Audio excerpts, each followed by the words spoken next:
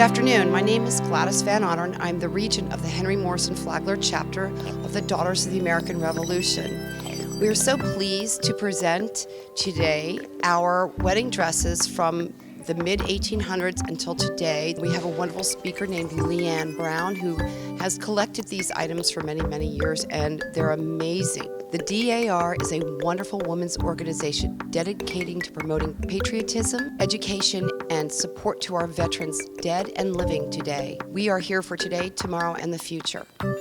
Thank you. By virtue of the authority vested in me as Regent of the Henry Morrison Flagler Chapter of the National Society, Daughters of the American Revolution, I now declare this meeting in session.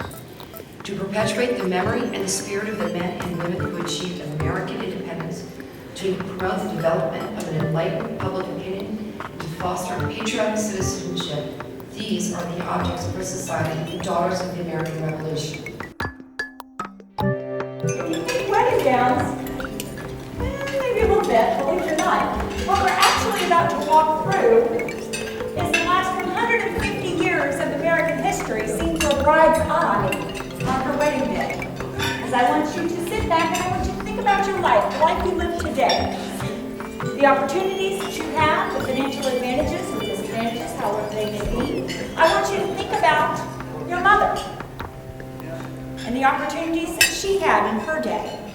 And I want you to think about your grandmother and your great-grandmother. All through the United States history, the women of this country have had an opportunity to step up when the need was there. We make ends meet. We raise the families. We do it. And on the other side of the American Civil War, 650,000 of our men did not return. So it's a whole new lifestyle that we have to figure out. This young lady from 1863 falls smack into the middle of this transition time in American history. Ding, ding, ding, ding, ding, oh my gosh, I just want to see this. 1872 in Chicago, they were Swiss immigrants. She was first generation born, this young lady.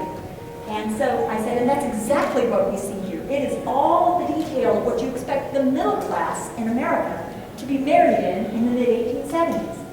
By 1890, which is when this next gown is from, we now have a generation of women who have been educated. And 1890 is kind of a pivotal year, collectively in America. We've come through a Civil War. We've come through that Industrial Revolution. We've come through the beginnings of women's rights. We've come through the beginning of women's education. By 1897, which is when this next gown is from, you see this rise of the middle class in a whole nother way. Because this young lady is the daughter of a Presbyterian minister. This gown from 1904 is an example that I brought with me in an Edwardian beauty. And the first thing you'll notice, of course, even though it's just a few years in between, is the difference in style and texture between the two dresses. And that's important for this reason. In the Victorian era, women were all about displaying their rising wealth, their rising status through layers.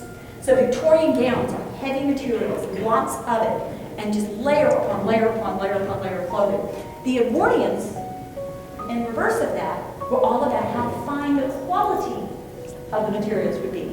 1908, 1910, American women are not only liberating their minds, not only beginning to liberate their bodies, now they're liberating their activities.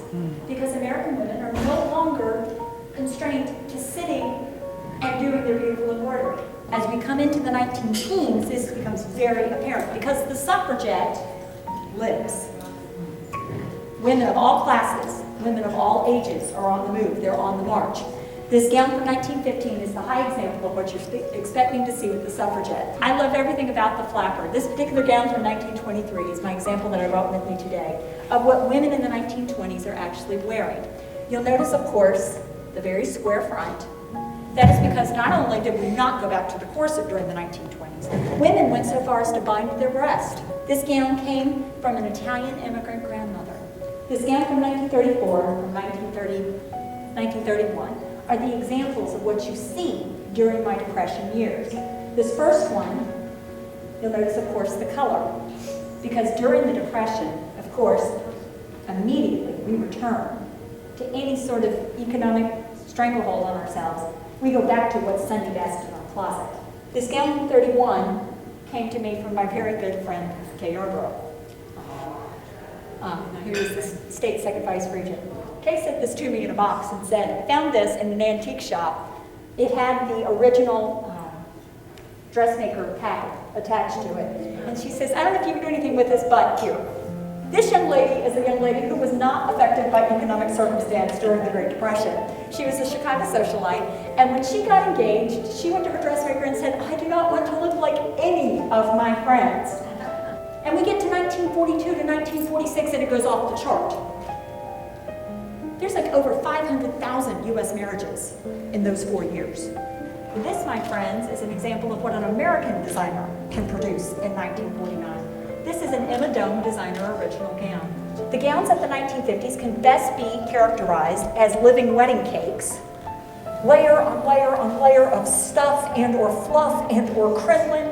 I have seen some of them that looked like wedding cakes themselves. This gown from 57 is a Bianchi original.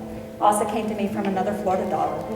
There's kind of an idyllic period towards the end of the 1950s as we go into the 1960s, roughly 59 to roughly 62, maybe 63, when you see this particular style beginning to emerge. And Dawn and I have had conversations about this because Dawn got married in her mother's dress from 60 or 61? 62. But this gown from 66 we'll talk about first. She's actually that very mod style.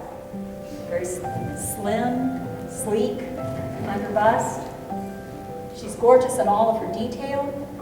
She's just representing that new bride, that modern bride that's going on. Given what the 60s were all about, such a decade of emotional change, financial change, racial change, economic change, political change, military change, it's almost more than we can handle. And I just want to thank you all for coming, and thank you very much for being here. It's been lovely.